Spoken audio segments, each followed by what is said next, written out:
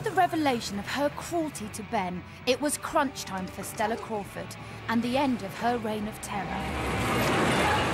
Stella has joined a notorious coven of women who have behaved badly in Albert Square.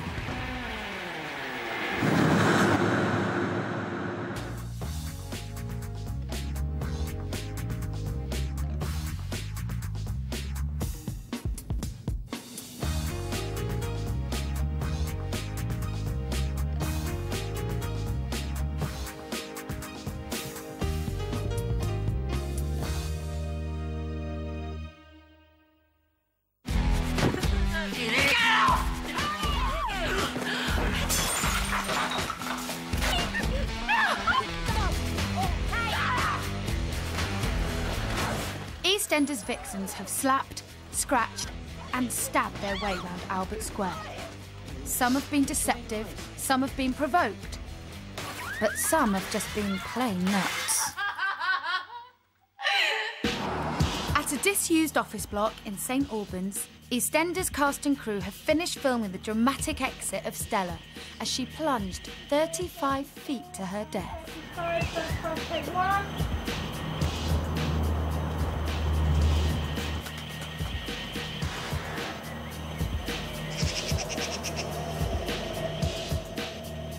Stella is just the latest in a long line of EastEnders Vixens who have got their just desserts. Some have ended 6 feet under, others caught by the long arm of the law. A few have walked away in disgrace, but one got away with murder. Clever girl. You can't have a soap without Vixens, can you? I mean, strong women characters in soaps are just fantastic. Soap is basically about very strong women and very weak men. They're very, very, very popular characters, and that's because they're exciting. They just bulldoze in there and leave this, you know, massacre and pile of destruction. I wouldn't like to say that most of the guys deserve it, but let's face it, most of them do. They're pretty much all pretty stupid. When one of the female vixen comes along, the men in Walford don't stand a chance. But what drives these women to such extremes? A desire for something they can't have? I want my baby! Revenge? Or self-loathing fueled by an unhappy childhood? We are going to be a family. And that'll be the end of it. On EastEnders Vixens, we'll weave through the web of lies, deceit and treachery. Den Watts found out the hard way. Hell hath no fury like a vixen scorned when he was caught cheating on his wife, Chrissie. No more trouble in my life. No more tears over you to cry. No more breaking me inside. No more hurting me, no more lies. I loved Chrissie Watts, absolutely loved her. Chrissie Watts with her crazed hair, her avenging angel, mad deity hair. You going to introduce us? Chrissie, it's not like you. Oh, no? It's exactly like I think it is. Chrissie Watts walked in looking for her husband, Den, who she'd been living with in Spain, who had done a runner with £40,000 of her money. This is about me and you, isn't it? No, Den. This is about the money you owe me. Have you got it?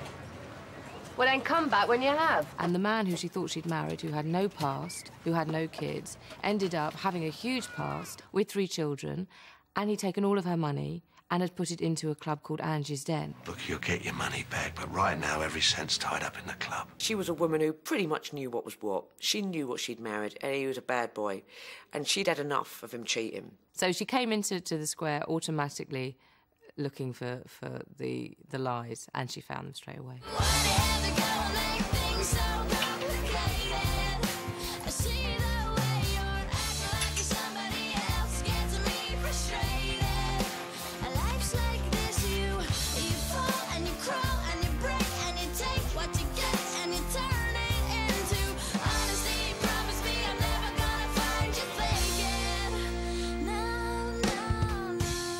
Den suggested that she had done a bit of hairdressing in the past. She should get in touch with Kate. 3, 2, 1. Ta-da! We are now officially a hair salon as well. And then she found out that Kate, her best friend and business partner, was in fact having an affair with Den. You took your time. Oh, surely I'm worth the wait. And she'd been crying on Kate's shoulder for weeks, saying, I know something's going on. So what does any self-respecting hairdresser do? She gave Kate the hairdo of her life. Chrissie, I think that's about right now. How do you know? You can't see a thing. What are you doing? All we need now is some tar and feathers and I'll drag you through the streets. Take a look, Kate. Take a look at your best feature. But I think the really big moment, the moment of the realisation to Chrissie that Den was not just a philanderer, but that he was actually evil and slightly over the edge, was when she found out about his sort of abuse of Zoe and the fact that he'd been sleeping with his son's girlfriend. Hello, son. And was getting her pregnant. I mean, it was beyond the pale, and there was no going back. What do you think I'm stupid? You're having an affair with my husband. You're pregnant with his child. I'm not an idiot. And once she discovered that, it went beyond the pale, and then it was gloves off. Gloves are off. By tonight, all Den Watts will have left is his own sorry, miserable little life. She wanted to see him reeling, broken, every little thing that he ever loved and cherished, smashed and shattered, to do to him what he'd done to her. Well, this should be really interesting. Oh, interesting doesn't even come close. Your luck just ran out, Den. So I hope you're in the mood for the worst night of your life. By the end of it, when she was on tenterhooks the whole time, she ended up murdering her husband and burying him under the Vic. And having to live every day pretending he was still alive, manipulating phone calls and, pretending that she was still in touch with him. Is everything all right, Chrissie? Not really, Pat. It's Den. He's left me. And she had to put the fear of God into Sam and Zoe.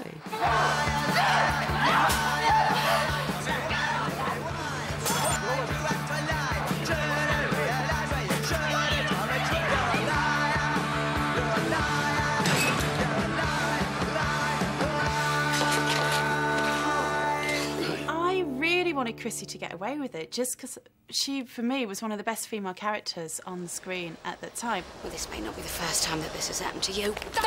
Oh, what a pity for her, because she was just about to marry sexy Jake. Chrissie, marry me. What? And now she's locked up in prison where they don't even have curling tongs. Living hell for her. If you ever thought anything of me, if you ever felt anything for me, you're not going to come back and see me, do you understand? Do you understand? Because if you do, Jake, I'm not going to see you. I know murderers must be punished, and certainly in this, in EastEnders world they must, but it would have been nice if she'd have had a couple of weeks in Spain with Jake. She needed a holiday. But it's time to face the truth. I will never be with you. Whether you're a Watts, a Moon, or a Fowler, there's no escape from an EastEnders vixen. You were working as a waitress in a cocktail bar. When I met you, I picked you out, I shook you up and turned you around, turned you into someone new. Mad Sarah, she used that trick that works quite well on the men of Walford, and it's called large amounts of alcohol. I thought it was nice. You know, what you just said about...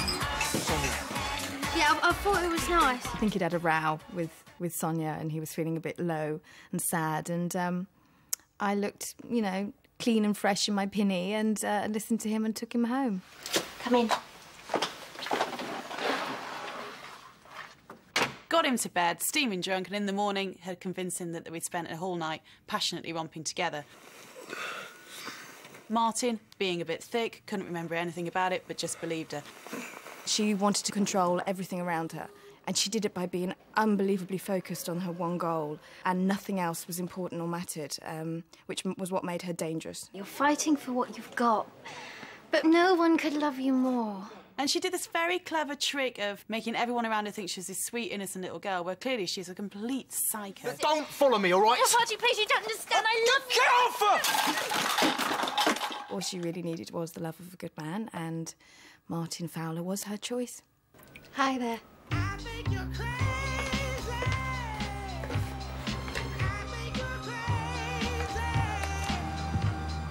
I think you're crazy. Probably.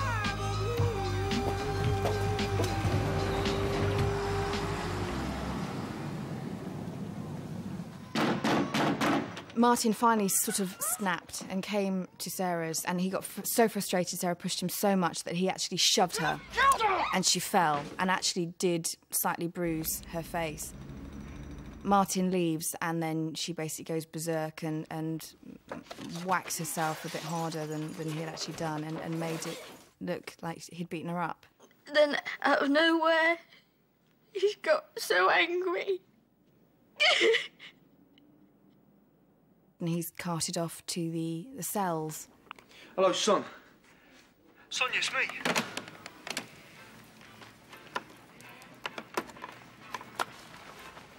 Who was that on the phone? Wrong number. It came to an ending with a huge row. You won't understand. Try me, I might. What happened? He respected me, all right? I just knew he respected me. How? I just knew. How? Because he didn't lay a finger on me. So obviously saved their relationship and also exposed the sheer extent of my horrors in my own head. And then I wanted to stab her, not him, and he got in the way to save the love of his life. And the knife went into him, and she grabbed the fruit bowl and whacked me on the head. And then there was a and I was never seen again. But EastEnders Vixens have a habit of turning up in the right place at the wrong time. And Terry Raymond was to learn to his cost that redheads just want to have revenge. Terry Raymond is still married to me.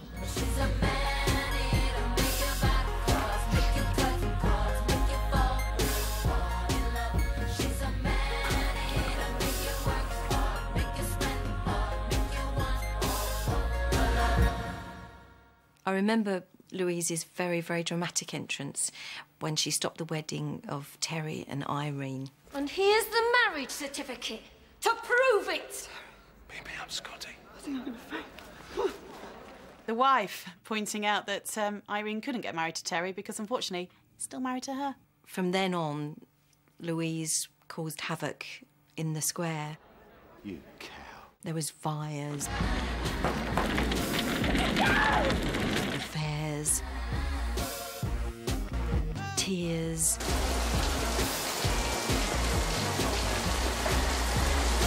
Louise Raymond was, you know, the archetypal painted mother. She wound a lot of people up, but she, at the end of the day, you couldn't say that she was bored.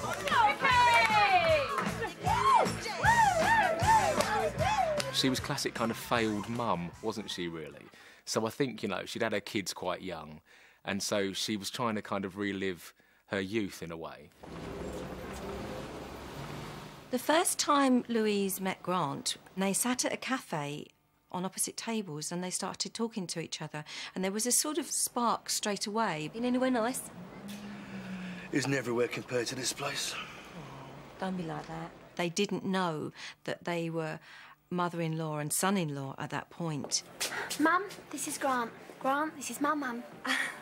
We've met. And then when they did realise who each other were, it was quite difficult because they'd had that initial spark when they thought they were just strangers. I never did get your name. Pleased to meet you, Grant. Likewise. So that was a kind of dark secret that they had to keep. And that caused a lot of tension. Louise tried to be a mother figure. She did try and be there for Tiff and Simon and try to sort of protect them. What am I saying? Actually, no, she slept with Tiff's husband, Grant, so she wasn't trying that hard to be too motherly. What can you say? It was a terrible thing to do, but she couldn't help it, and he couldn't help it. We ain't done anything wrong. Grant, we're in my daughter's bed. They were both very dangerous, damaged people, and they were drawn to each other. There was this sort of classic scene in the Vic where I think Tiffany's downstairs and she's got the baby monitor and she overhears this conversation between Louise and Grant. Tiffany is the love of my life. I never knew it till now, but I'm never going to forget it. So why were we nearly kissing again the other night? Because there's something between us, you know there is. Don't give me that. You just used me for sex when she wasn't giving you any. And now that she is, you just want me for babysitting instead. And of course Tiffany's totally devastated and she starts to plan her escape from the square. What's going on? What does it look like? I don't understand. I'm going, Grant, and this time don't try and stop me. What is it? What have I done? You tell me! Then it just drove her on this downward spiral, I think, after that. Tiffany! The thing that spiralled Louise downwards was when Tiffany woke up in hospital and called her a slag. As far as I'm concerned, you're dead. You don't exist. She had longed to be back with her little girl, and she destroyed it all and made it all end up horribly.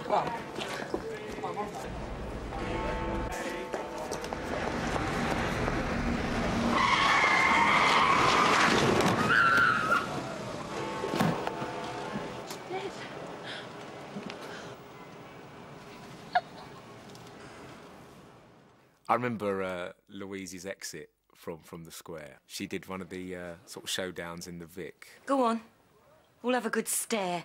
They were all there in the pub, and she gave them a piece of her mind. She told them all home truths about their own lives and all their own secrets and lies.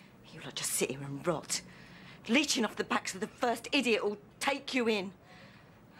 Looking for love that you can't handle. You don't do anything, do you? You just sit here and wait. You all deserve each other. Very dynasty exit, actually, for EastEnders. And out she goes, shoulder pads waggling in the wind. She's a wild card. She could go anywhere and do anything. And that's what you need. You need the conflict and the drama in a soap in EastEnders, and there'll always be room for one there. There'll always be room for a Louise. But in Albert Square, there'll always be a man-eating vixen waiting in the wings. Bitch.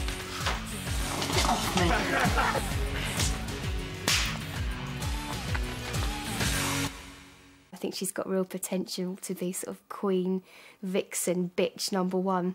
And she's got loads of makeup on and she's smoking her fag and we're like, oh my God, this is our mother. Jesus. You just look and you go, hello, here comes trouble. When Shirley arrived, Dino and Carly's reactions were quite different from each other. I hope you don't mind, but I borrowed some of your bar stuff. You got the works up there, haven't you? Probably the only benefit of living with 4 other women. Oh, too many cats in the cradle. Yeah. I'm not used to it, you see. The house I grew up in was full of blokes. There's a real, mix of emotions. And I think for Dino, he's quite happy to see her and he's a bit of a mummy's boy. And how about you, Dino? But you love it living here with all these birds lining their mates up for you. It's all right. It's all right, I guess. And I think for Carly, she just wants to shut her out of her life. I think Carly's reaction was that she felt usurped, she felt pushed aside because she was the mum. She took care of her dad and she took care of her little brother. And who's this woman coming into it who walked out? I think Carly resented that. She had her place in that family. Well, not so close now, are we? No! She's come after this period of ignoring her children for so many years and then came and sort of turned their lives upside down. Wait! We don't need you! Dean!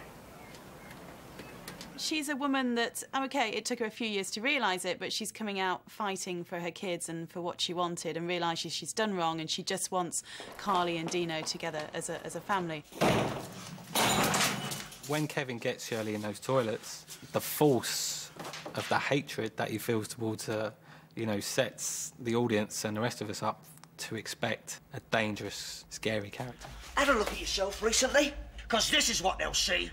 A washed-up, gutless failure of a human being. I think it was a great way to introduce Shirley and to show what had gone on in the past with Kevin and Shirley. I thought it was a cracking scene. They quite like me. They didn't know who you were yet, stupid tart. Shirley doesn't get on with Pat as well, and Pat's sort of like the mayoress of Walford, really. I think when you mess with Pat, that's it.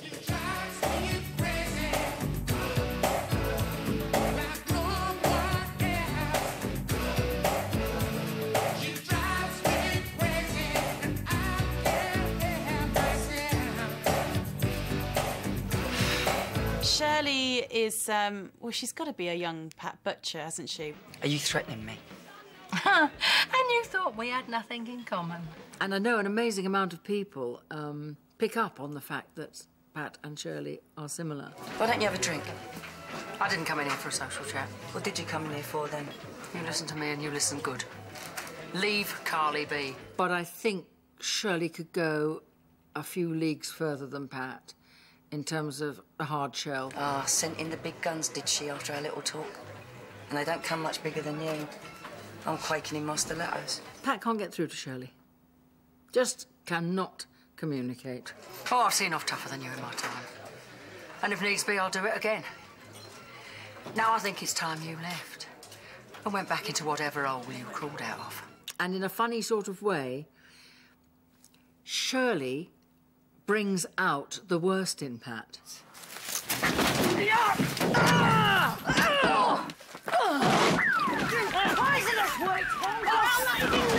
It's about territory because Denise came to Walford to start her life over. What's Shirley doing here trying to start her life over on her patch? She don't like it. I want to know what you're doing here on my wedding day, hanging about like a bad stink. Oh, that was very enjoyable. It was a dynasty moment. It was Sable and Alexis. It was fantastic.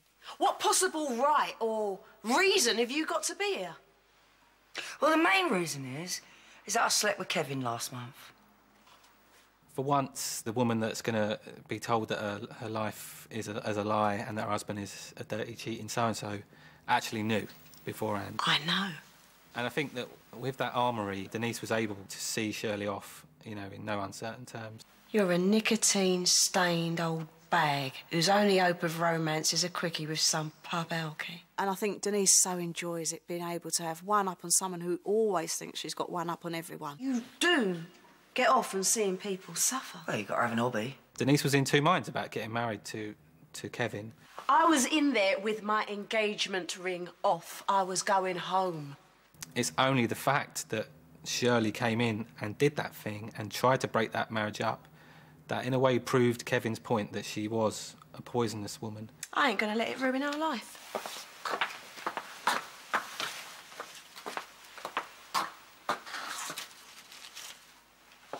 Come on. There will be probably an even more destructive Shirley that we see in the future. What? And you think this is going to keep bad things at bay? Oi! Hey, leave it. Shirley's here to stay, and she's going to get her claws into her kids somehow. It's only a matter of time. Make the most of today before it all crumbles within a year. I guarantee that. I don't think that we've seen the end of those two. I think old Denise is going to get her heart broken. One day she's going to realise she's going to find a little peroxide little hair in her bed and she's going to know that chump's been round. And it isn't the first time an EastEnders vixen had stuck her claws into the male members of the Wicks family. Just a kiss on the lips and I was on my knees. I waited, she was shaking her hips, so that was all that I needed. You are a wicked, wicked girl. Cindy's problem was the Wicks men. Treat me like I was nothing. Well, maybe I'm fed up with you following me round like a flaming Labrador. There was a hard edge to Cindy. Ian's 10 times the father you'll ever be. She double-crossed everybody and two-timed everybody. Nobody knows, nobody falls in love, nobody gets hurt. Fine with me. You just got to admire the front that she's got, the ability that she's got to just switch off her emotions, chase what she wants, and get it. She's a maniac, that Cindy. You got a baby on the way, you've got a husband now and a home. I mean, most girls would give their right arm for that. Ian and Cindy. I mean, a match made in hell. Just give yourself a chance, you'll get to like me. I grow on people. I do like it, Ian, but not in that way. He just kept going for the trophy wife constantly and wanting to have her still, and, you know, he should have known better. Boxing out your weight there, you know, son. Yeah, we'll see, mate. We'll see. Full marks for trying that. I think if you're Ian Beale and Cindy comes into your life, Shut up for 2 minutes, Maria. you might know she's trouble, but kind of worth taking a risk. Cindy, just the girl. Oh, I'm free if you are. How'd you fancy doing a full 12 hours? Oh, I didn't know you had it in your salmon. No, I mean at the pub. The way she manipulated men. If I didn't know you any better, young lady, I'd say you was giving me the come. Oh, the penny farthing what day? The way she carried out her affairs. Blimey, who's that? pretty much under the nose of Ian. Ian! It was just, you know, a joy to behold. Bye, Si. Thanks for everything. No, mate. I think with Ian, she was hoping he would be a good father, he would give her some stability, but she was clearly still in love with Simon Wicks all along. I'm glad it's not Ian's. I don't love him and I don't want to marry him. I love you. And I'm having your baby. The way she manipulated Ian all those years and just wrapped him round her little finger. The poor man, the things that he went through with her, but he really loved her, whatever she did. I hate to think what this is going to do to you, but Stephen isn't your son. Cindy, we can be whatever we want to be. No, we can't. No, don't. David picked up where Simon left off, in a sense. What was so lovely about the David-Cindy relationship was that it went on secretly for an inordinate amount of time. I wasn't going to mention it, but I thought maybe someone around here had it in for you. Yeah. I'll tell you what. Best if we keep this to ourselves, yeah? But it was still interesting. Enjoy that? Yeah, I did years ago. Because it was naughty. And it was almost nearly caught out occasionally. It did have a sort of a frothiness about it, which I think was rather nice, and I think that's why people didn't mind it going on. Bang, bang. I trust it's all there, shall I? And the photo? To decide to shoot her husband, to find a hitman and to go and shoot the bloke, takes quite a lot of nerve. He is annoying, he is a bit of a drip, but, you know, trying to actually get him murdered in cold blood was going a little bit too far. Oh, yeah, watch out.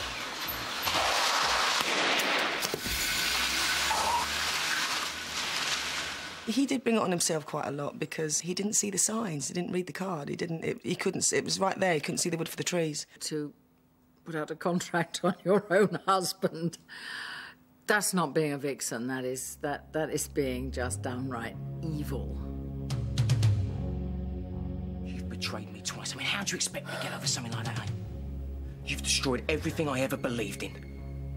I hate you for it. The male victims, as it were, have been, probably quite largely responsible to an extent. I want you to say, please, Cindy. I love you and everything will be all right and you'll look after me. I can't. Son! I mean, I'm not saying they put the personality of the woman there, but they certainly pushed it over the edge. Please, David, please come with me. I'll make you happy. Don't you understand? This is what I do. I just let people down. I thought Cindy was a great character. She was always exciting to watch. I've watched you. Flirt with every man in sight, worming your way in everywhere. Oh, I just can't go on living like this. Why don't you just shut up, you interfering old cow? The one thing was that she always loved her children. How ironic that the woman who just wanted to be a mother all along ends up dying in childbirth.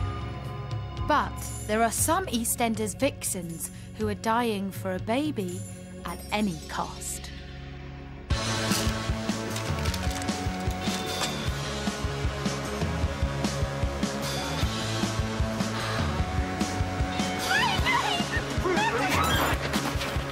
What are you doing? Keep away from me!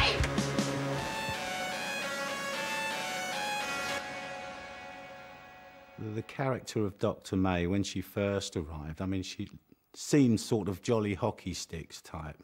I just remember she sort of turned up one day, had a go at Dot for smoking. Excuse me. You do realise it's no smoking in here? Beg your pardon, what was that? The sign. It says no smoking. And it just seemed like this perfectly reasonable, nice young doctor. You could just see that she was like a people's person. It blocks your arteries, stains your skin, smells, increases your chances of cancer and a premature death. Dawn actually first met Dr. May Wright, not knowing that she was Rob Minter's wife. One of those mornings. Weekends, more like. That man of yours not whisk you away somewhere? I wish. So they built up quite a nice friendship. Things still on with the romance, though? Well, I hope so. It's been a bit up and down, to be honest, and now he's not answering his phone. The curse of caller ID. My husband's terrible for it. When Dawn found out who May was married to, it kind of just made it a whole lot harder. Hang on, I paid. The situation was going to roller coaster into this ball of mess. You just stay away from me. You got some front, you know that. Dawn, this is not a good time. Look, she'll tell you. Why You did I think come you over? can buy me off like some cheap little whore? See, I Well, told that's you. what you are, isn't it? Do you think I care? When May found out about the affair between Rob and Dawn, I don't think anyone realised that she would turn into such a witch. She just made you believe that, you know, she was this quite, you know, obviously a doctor, but quite fragile. Now, I don't want any arguments. I'm going to cancel my appointments and cook you dinner tonight. I don't want you working too hard. And don't forget to eat your Brazil nuts. You know what Dr. Weisberg said? And all underneath it all, she was made of steel. You're amazing. I am a bit, aren't I? And then she just turned into this evil woman who obviously was driven by the fact that she couldn't have children. You don't want the baby. Then sell it to me. She's driven herself nuts over that, and clearly it's showing. You have a duty of care to that child. Give it a rest. I'm not having you put my baby at risk. It was a fabulous storyline, but if someone ever turned from... It was a Jekyll and Hyde case, it was her. Can I come in? I don't think so. Please.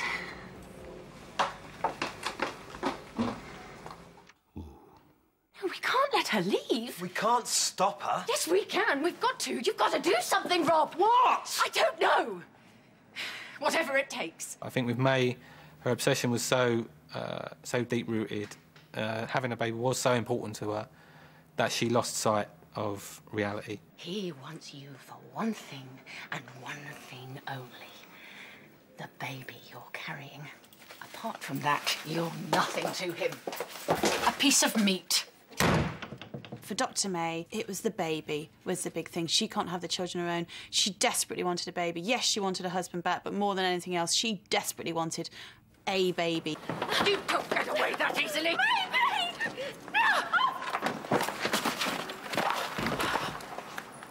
She's an interesting character because she was so clever in the way that she managed to con everyone around her and have everyone convinced that she was the victim in the whole thing. You scheming! Done everything you can to ruin me! What are you doing? Are you? That's enough. May, Are you all right? yeah, I'm fine. It's my fault. He's under a lot of stress. Well, I think Dr. May did a pretty good job on everybody.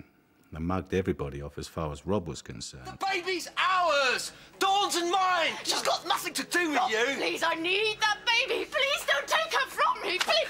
You touch me again, and I'll kill you! I think he did slap her, but it was nothing like with black eyes, and she looked in a bad way. But again, that was part of her devious plan. I shouldn't have begged. Rob hates that. Dr. Wright, if you want to press charges... I shouldn't have come here. It's my fault, not his. Dr. Wright. Sometimes it looked as though Rob really wanted to be with Dawn. You're rotten. You're rotten from What are the you inside doing? out. Get off, That's what Rob! you are. No! You are a pill-popping psycho. But then there was ends of scenes where you think, whoa, what's going on there?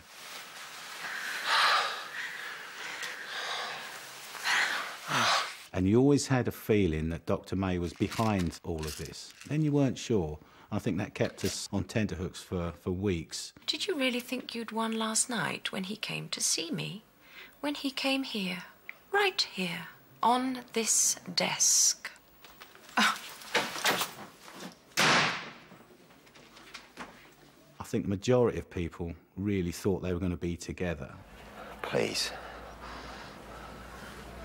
Please. Marry me. Rob was going to be the doting husband forever. He was going to leave his missus for Dawn. They seemed happy together. No, they weren't, were they? Hello, Dawn.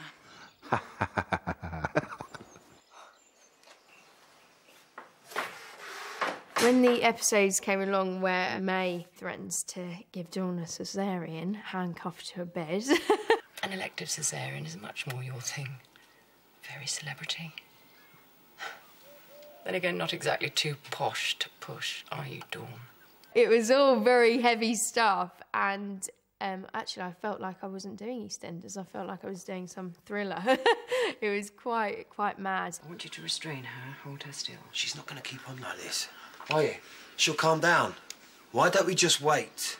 You kind of, by this point, really believed that May wasn't going to stop at anything. You wouldn't. I've got to do what's right for this baby. May, you're just a doctor. You don't know what you're doing. It's too dangerous. Please, mate. You'd kill me. And Rob, once again, didn't realise this is how far she was going to take it. She is not your baby!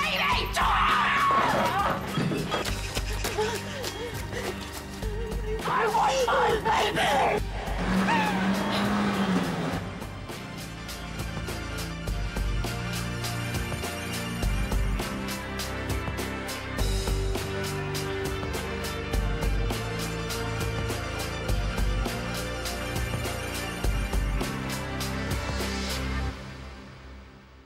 When Dawn wakes up in hospital to find May holding Summer, I think that's just her heart sank, because you just think, oh, this is it. And I think that was one of the most scary moments of Dawn's existence in EastEnders. Put her down.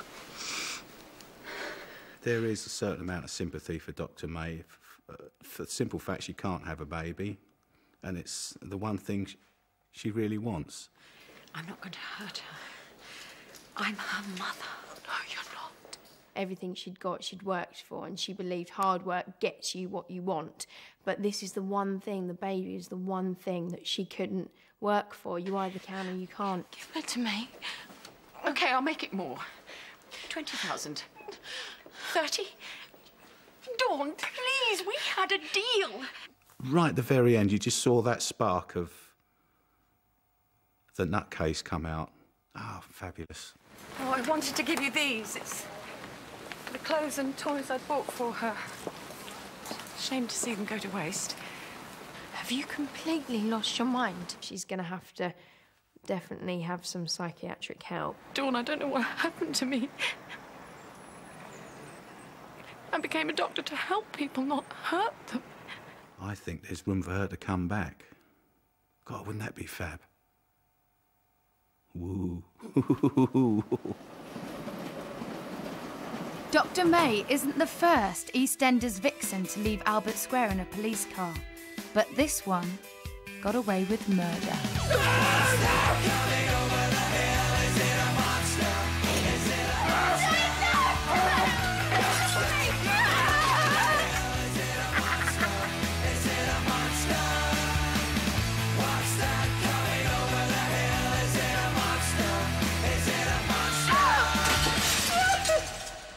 Janine Butcher was one of the best little vixens on the square because she looks so sweet and innocent. Thank you.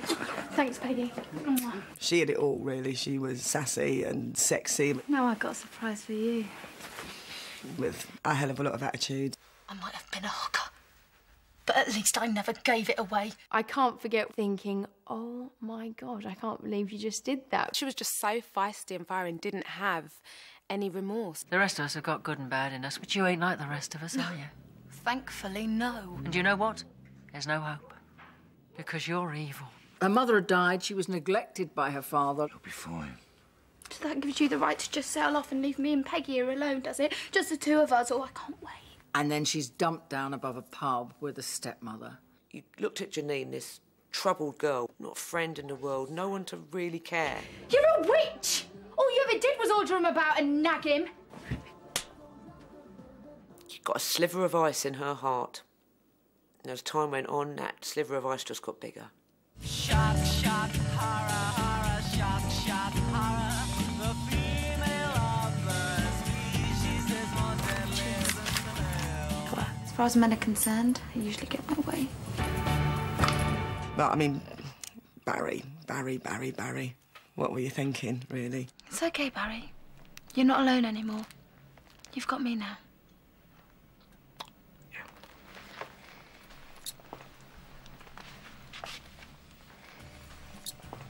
The The way she weaseled her way into Barry's life, playing on all of Barry's weaknesses, his eye for a lady, his eye for a nice dinner, and she knew which buttons to press.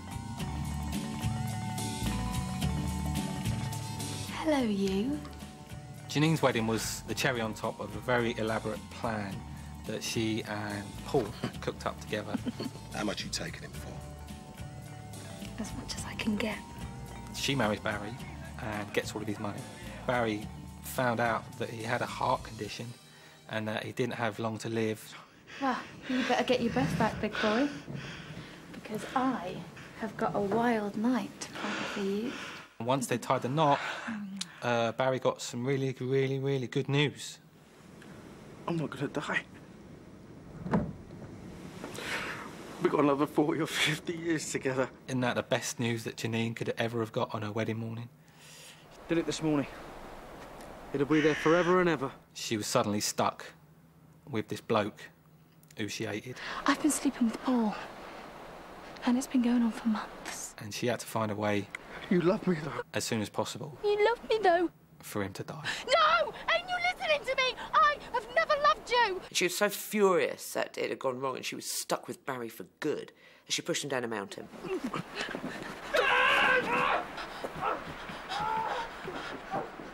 Her most defining moment was coming back from the Highlands with her bag of shortbread, in which she contained Barry's ashes. Here he is. She tells him this story, that he'd gone out to pick her a flower and his shoelace was undone. He must have tripped and fell. If only I'd have been there, Nat, then I would have seen his shoelace and I would have done it up for him.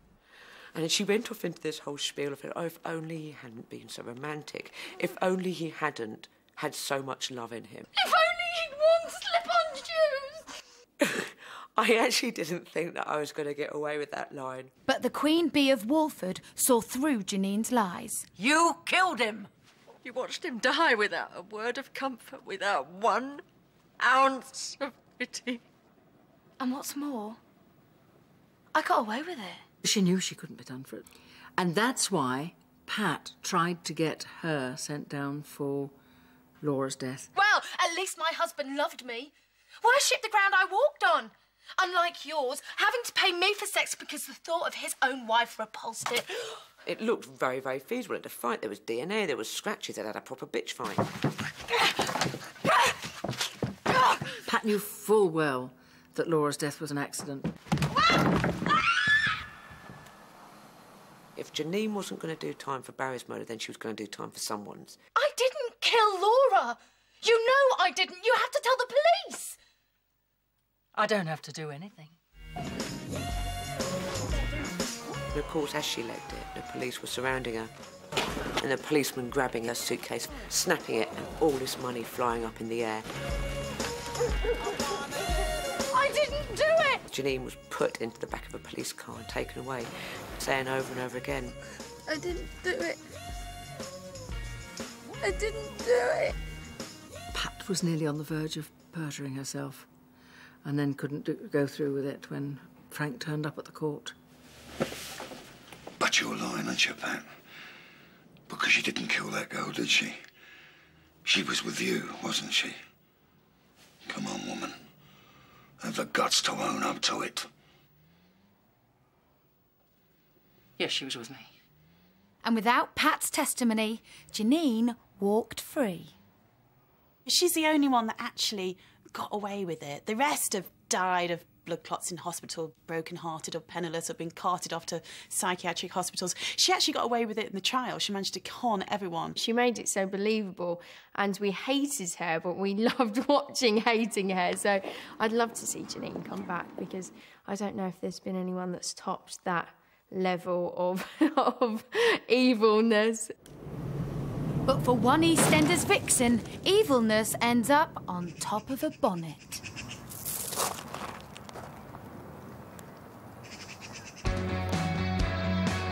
Quick cut there, thank you. The EastEnders team have moved northwest of Walford to the city of St Albans to film the tragic end of Stella Crawford.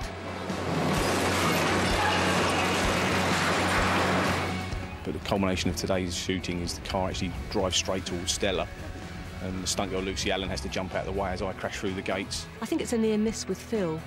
He's driving the car at me, the Stella character, and I have to get out of the way, pretty sharpish. As Lucy starts, she'll start here. 3, 2, 1, action. As the car moves forward, approximately halfway to us, because the first bit's like, what's he doing? Oh my God, he's right at me. She will start to go towards the door. She's going through the door. That's the point of impact. So she's still, for that camera, she's still in your frame. Oh, great. Running in a wedding dress as fast as you can as the car's coming through. So she won't be past that camera. A lot of what we've done today isn't necessarily stunt work per se, as the audience probably think of jumping off of buildings or crashing cars. A lot of what today was involved with was actually cast and crew safety. So when the artists are very near the edge of any size of building, we'll put them on safety lines and cables. Looking after them is what we do on a day-to-day basis.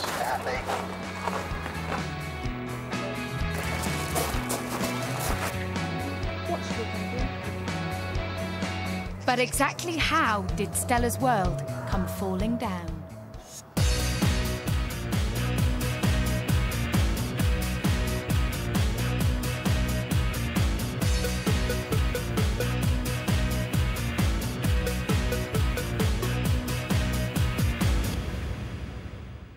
Stella, when she first came into the show, you thought, oh, bless her, sweet woman with a very frail voice, and oh, isn't she lovely? Oh, Mr. Mitchell. I was beginning to forget what you look like. People say, ooh, when you first arrived, oh, she seemed ever so nice, you know, perhaps a bit unlikely for Phil. Tell Richie I'll get somebody else, you know. You're too dozy to be a brick. You know, a nice, gentle woman. Stella? Yeah. You take care of yourself, yeah? Yeah, I will, thanks.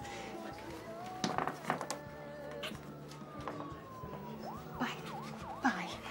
You just thought, it can't be anything that's nasty about this woman. Oh,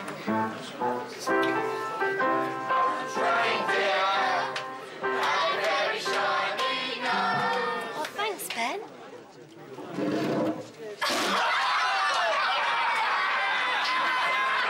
Nice one, son. See? He does like you. It's the first time the audience perhaps just sees this germ of nastiness, of steeliness in her eyes, you know. Took a few takes. I was like, we're not quite there yet, so okay, I'll try again. It's quite hard to look in a steely way at lovely Charlie Jones, who plays Ben, but I got there in the end. But what's really interesting is just how it just suddenly crept out of her. This evil, this malice, this macabre aspect to her.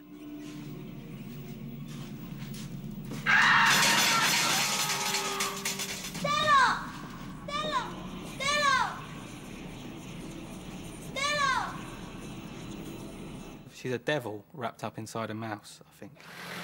What are you going to tell my dad about me going off? Actually, do you know what, Ben? I'm not going to tell him anything because we have had such a lovely day and it was such a little mistake that we'll just keep it as our little secret. I'm good at keeping secrets. So am I. Come on. It's all the more evil and malevolent because of that voice and that sweetness and those big chocolate drop eyes. Come on, I won't bite. Give me a nice big hug, just to show me everything's still okay. You don't expect Joan Crawford to come out of Sophie Thompson. Well, Ben is just an obstacle to Stella in a way. She has no maternal instincts whatsoever.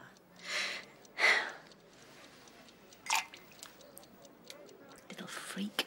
And what we didn't see behind closed doors, you know, when her with Ben and everything else, that was all part of, I think, her jealousy about Ben. After all that we've said, Ben, how can I ever trust you? How can I?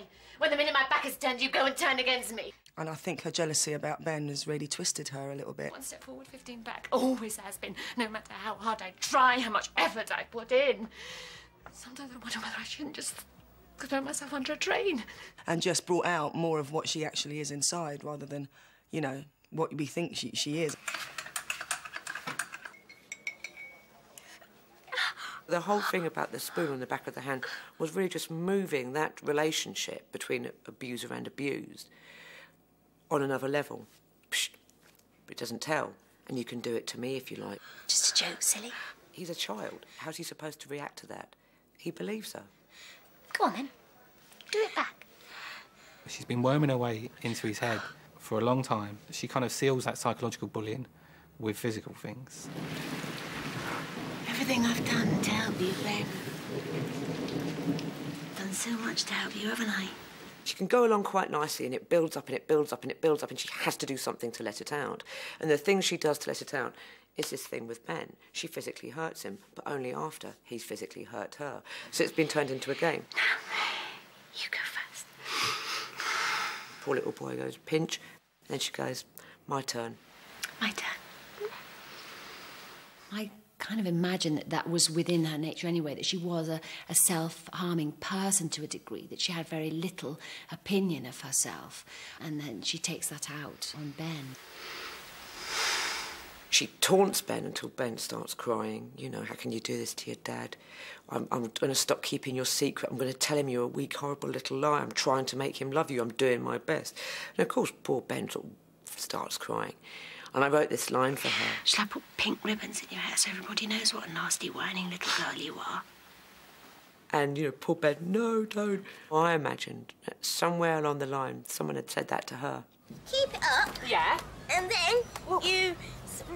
Ben managed to get away from her by going away on a football weekend. I don't want you to go and I'm really going to miss you. Are you going to miss me? You are going to miss me, aren't you? Yeah. And she was stunned by this, shocked, horrified, really genuinely broken-hearted. If Ben's not there, then she has to hurt someone, and the best person after Ben is herself.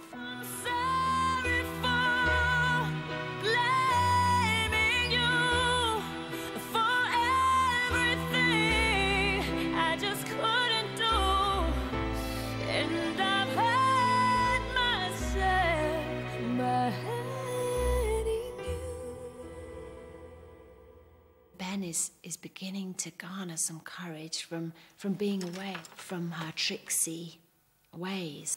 Things are going to be different from now on. She thinks in her own deluded, simple way that once she gets the ring on her finger, it'll all be fine, you know, in a kind of fairy tale way. She goes from nobody to the belle of the ball. Oh, that's gonna be me today. Once that ring is on my finger. And she's actually said to him, I promise you, you know, it'll all stop. And once me and your dad are married, she's pretty much said, I'll be lovely. Yes, I'm going to be your stepmom.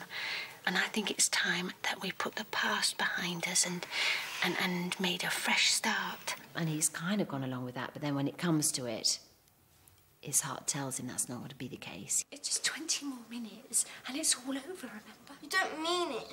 Ben, please, will you just walk? You only said it stopped, so I'll shut up. Ben! It just beggars belief. She absolutely flips into a complete baddie mode then. I don't want you to be my mum.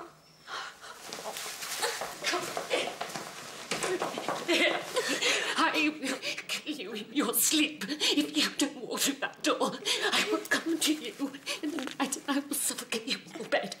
And your daddy will find your little dead body in the morning and he will have to bury you in the ground, just like your mummy. But Stella hadn't counted on the resolve of one small boy. What's that? A sign of courage. I've put magic in it. It'll make you brave. And if it doesn't work, just throw it at her head. Tell Ben.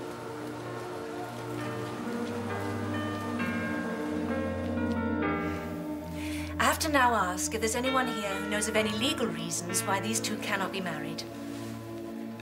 I give you this ring as a token of my love. Ben? Can somebody help me? Phil carries him out. No!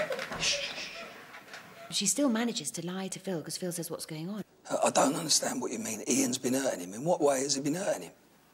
Pinches, punches, little burns.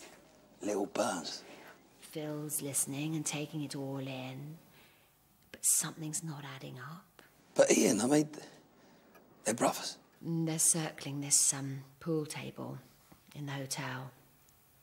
And then the penny You know, you can almost feel it when you're looking at him. It's sort of spinning in slow motion, and then you see it turn on the ground and go, bloop. Is she on it? She runs out, knowing that her life won't be worth living. The chase ensues. We don't get bored again. No, no.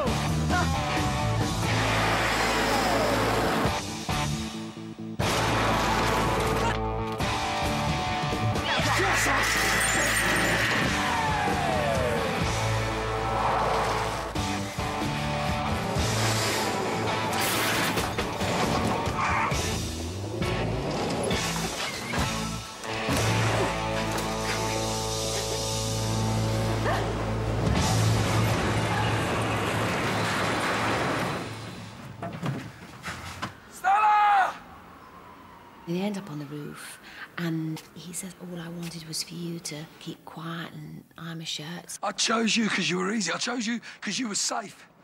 I thought you'd look after Ben, iron my shirts and keep your mouth shut for the next 30 years. She said, just tell me that you love me, even just for a minute, you know. And then you can do what you like to me. Tell me you love me, Phil, if only for a minute, and I'll give you the satisfaction of putting your hands around my neck. You can't tell her that, because I don't think he ever did really love her. No, I didn't love you because I didn't love you. That's between me and you. You don't go bullying kids because you don't get your own way. And it had to happen that this character, having been so cruel to a child in particular, she had to get her comeuppance. I think she was a really unhappy soul, and I think she'd have needed a lot of help.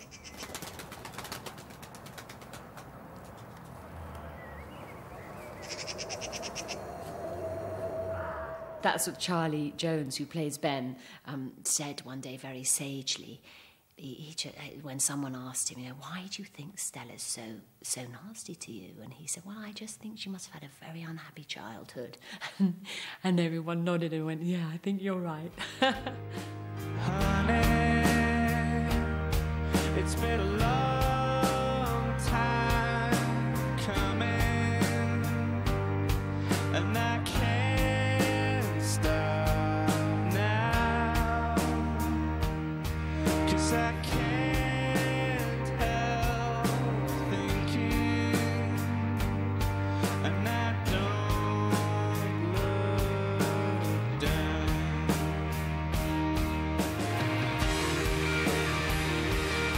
Can you hear my heart beating? Or do you hear that sound?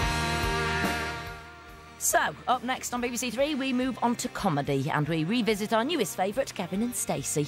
There's a wee misunderstanding which involves a trip to Wales for Gavin, and he brings back a very big souvenir. It's up next.